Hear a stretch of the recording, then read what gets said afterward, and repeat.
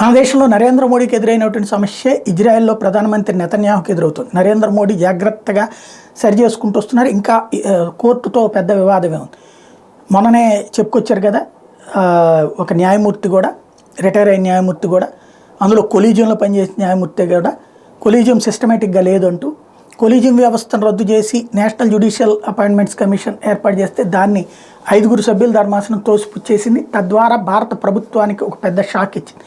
ఇప్పుడు ఇజ్రాయెల్ ప్రధానమంత్రి నెతన్యాహు అక్కడ న్యాయ సంస్కరణలు తీసుకొచ్చినటువంటి చట్టానికి సంబంధించి కోర్టులో వాదోపవాదాలు పూర్తయిన తీర్పు రిజర్వ్ అయింది.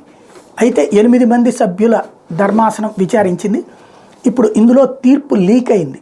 7 సభ్యుల ధర్మాసనం, 7 సభ్యులు అంటే తీర్పు ఇచ్చేటువంటి వాళ్ళ 7 ఒకవైపుగా ఉండి నెతన్యాహు తీసుకొచ్చినటువంటి చట్టాన్ని రద్దు చేస్తూ తీర్పు ఇవ్వబోతున్నారు అన్నటువంటిది. ఈ తీర్పు లీక్ అవ్వడం అంటేనే దాని వెనకాల ఏదో జరుగుతోంది. ఏం జరుగుతుందో చూడాలి.